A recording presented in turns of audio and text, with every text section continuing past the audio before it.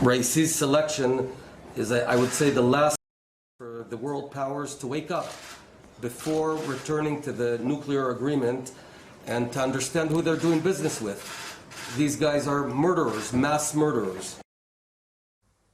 Now, one thing to remember here is Raisi may be Iran's new president, but he is not the final decider. That power lies with Iran's unelected supreme leader, Ayatollah Khamenei. So figuring out what Raisi wants is just one part of the puzzle in terms of figuring out what Iran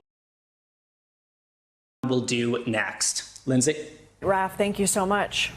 Back here in the U.S., many cities saw another weekend of deadly gun violence. In Chicago, authorities say at least 5 people were killed and 44 others injured in more than 20 shootings throughout the city this weekend.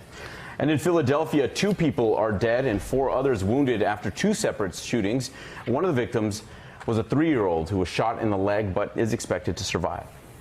The cruise industry just got a major win in Florida when it comes to COVID restrictions. On Friday, a judge blocked the CDC from enforcing virus rules for cruise ships in the state. The decision comes as Royal Caribbean launched its first trial cruise from Miami to the Bahamas. NBC's Gary Grumbach has more. Good morning, Lindsay. It's been 15 months, and now Freedom of the Seas behind me is going to be hitting the seas. And that's great news for Royal Caribbean and for cruise line fans across the country. But it does not come without some controversy. That's because a federal judge just this weekend ruled that the CDC's mandating of coronavirus restrictions on cruise lines can't be happening the way that it is set to be happening. But that's why right now the Freedom of the Seas and Royal Caribbean are going on these simulated voyages where they're inviting 600 Royal Caribbean employees and their guests to the Freedom of the Seas for a 3-day, 2-night trip to the Bahamas and Coco Cay. It's going to look a little bit like you expect a cruise to look like, but there's going to be some different things because, of course, everything now is on an iPhone app, so you can do everything from the safety drill to your restaurant reservations on the cruise on that app. And now medical experts do say it is risky if you're not fully vaccinated to get on a cruise right now, especially with the variants in the area. Lindsay? Yeah, a lot of people are calculating that risk. Gary, our thanks to you. Still to come here on Early Today, the Foo Fighters play to a packed crowd in New York City. The Garden springs back to life. It's a pandemic milestone. And why thousands want to send Jeff Bezos up, up, and away for good?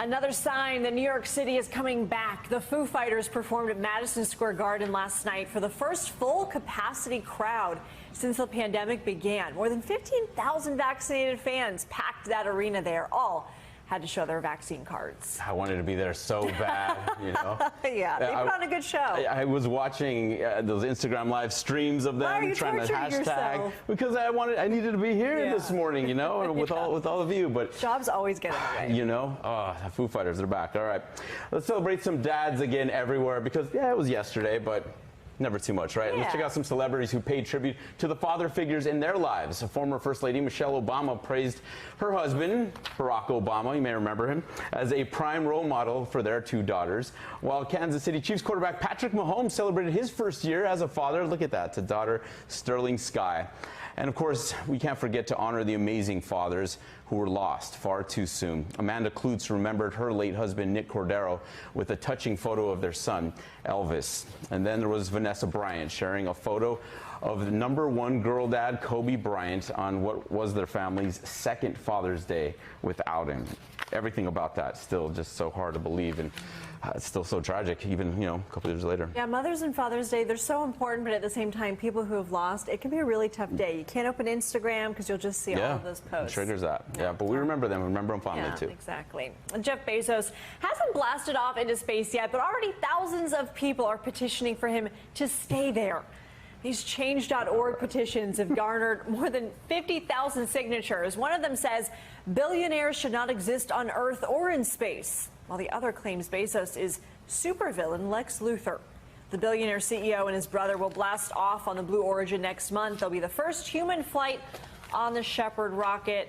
Kind of harsh there. I wonder how many people have signed that petition then went on their Amazon and ordered something because it's a little convenient for them, you know. Or put their full name. Something, you know. This could be anonymous. All right, much more to come here, including the new support that may be coming for transgender veterans. And we'll tell you why hundreds of American Airlines flights are being grounded this summer.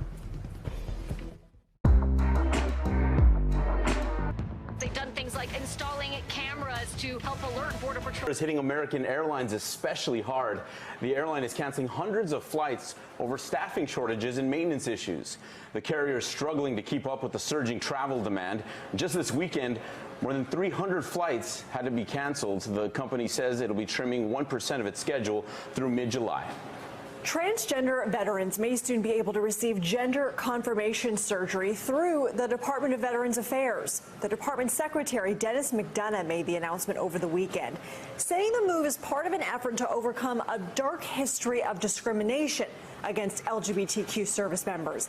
He also said the decision was based on the recommendation of their clinicians, adding, quote, "We're making these changes not only because they are the right thing to do, but because they can save lives." A toddler in Florida was hospitalized after swallowing 16 magnetic balls. After extensive surgery, the magnets were taken out, but Conan Arrington continues to have complications. And as West 2 Orlando's Megan Mulatto reports, Conan's mother has an important message for other parents. Hannah Arrington is a mom of 5. She says sometime in April, one of her older kids brought tiny magnetic balls home from school. Shortly after, her youngest son, Conan, started having stomach pain that eventually sent him to the ER. From the time he got them from whoever he got them from, Conan ended up swallowing 16 of them, and we had no idea. As he ate them, they went down into his digestive tract, and then each time he would find another one somewhere in the house and swallow it, it would click together and it'd perforate a hole through, his stomach all the way down into his colon area. After an extensive surgery, the magnets are out, but Conan is back in the hospital on a feeding tube as doctors run tests to figure out why he can't keep anything down.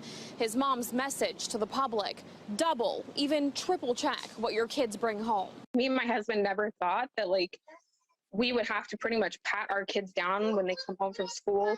And yeah, you check your kid's backpack, and you ask how their day is, but how often do you go through their pant pockets, their shirt pocket? It makes you feel like you failed your kids. Our thanks to Megan Mulatto for that report. I mean, it is terrifying having to care for a child and constantly watch every little thing that, they grab. It's not just what they bring in the house, it's what they put in their mouth. Yeah, there's no handbook for this. I've heard of batteries, those really circular ones. I have never heard of magnets like that. One more thing to look out for. Yeah, kids will eat anything. Got to be careful. All right, thanks for watching Early Today. I'm Lindsay Reiser. And I'm Philip Mena. Coming up on the Today Show, Al Roker's Rokathon. It's back for its 5th anniversary. Whoop, whoop. Yeah, more than 55 NBC stations will help Al attempt his 10th Guinness World Record title for most people in an online weather reporting relay. Keep it right here. More news is straight ahead.